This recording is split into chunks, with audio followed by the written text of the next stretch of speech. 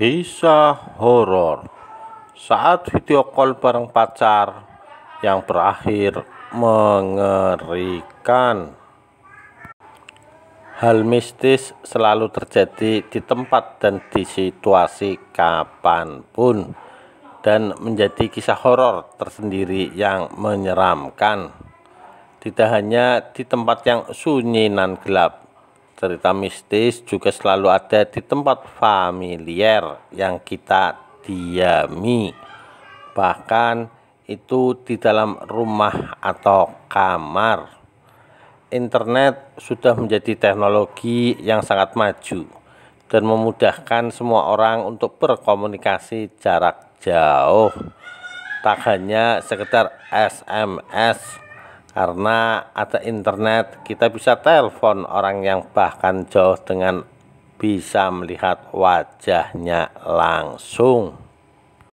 Sama halnya seperti cerita horor yang dialami sepasang kekasih yang sedang kasmaran. Tak lewat satu hari pun untuk tidak video call dengan memandang wajah satu sama lain. Rina yang saat ini berusia 21 tahun adalah seorang sales promotion guild atau SPG di sebuah perusahaan otomotif ternama. Sedangkan Angga adalah supervisor di perusahaan swasta yang bergerak di bidang distribusi consumer goods. Hubungan mereka sudah terjalin selama 5 tahun sejak dari bangku sekolah SMA. Mereka sudah menjalani hubungan jarak jauh dari sejak setahun lalu saat pacarnya Angga dipindahkan ke luar kota. Hampir setiap malam, Rina dan Angga video call sekedar untuk mengucapkan selamat malam, menanyakan kabar, bagaimana aktivitas masing-masing. Begitulah menurut mereka, karena komunikasi adalah hal utama untuk menjaga keharmonisan yang mereka jaga. Meskipun sebenarnya Angga 2 minggu sekali pulang kampung yang dekat dengan Rina, tapi tetap saja mereka masih lancar dalam berkomunikasi lewat video call. Setiap malam sudah menjadi rutinitas bagi Rina untuk berdandan secantik mungkin saat akan video call dengan Angga. Sekedar bercanda gurau dan melampiaskan kerinduan. Padahal kemarin malam mereka sudah video call, tetapi tetap saja pasangan muda-mudi ini masih saling merindu sampai tak jarang mereka pun bisa bertengkar. Pada saat sedang video call malam itu, tiba-tiba Angga berkata kepada Rina, "Rina sayang, aku tinggal sebentar ya, kebelet pipis, jangan dimatiin," katanya. Kemudian Rina yang saat itu sedang menunggu Angga merasa haus. Ia pun beranjak untuk mengambil botol minum di kulkas. Rina beranjak dari kasur seperti orang yang kesurupan, tergesa-gesa, takut keduluan sama pacarnya.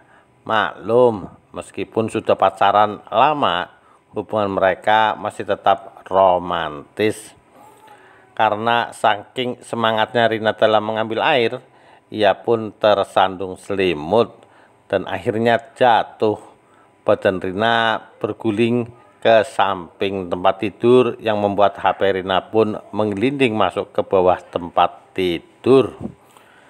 Rina sudah mencoba untuk meraih HP-nya dengan tangan, namun tidak bisa. Ia berpikir nanti saja setelah mengambil air.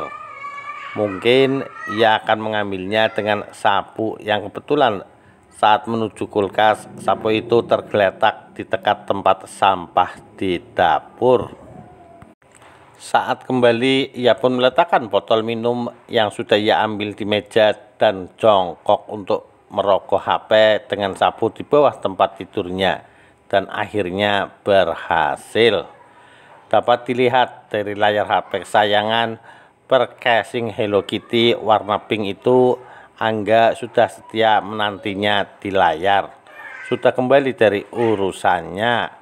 Rina pun kembali tiduran dengan bantal yang disenderkan ke tembok kamar untuk melanjutkan perbincangan dengan pacarnya, Angga.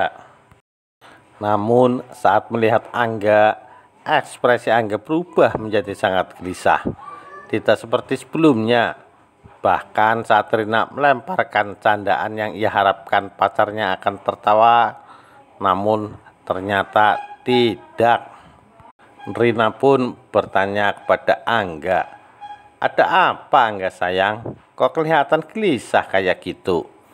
Angga gelagapan dalam menjawab pertanyaan Rina, sehingga kegelisahannya terlihat lebih jelas. "Rin, apa yang terjadi tadi? Kemana aja kamu?"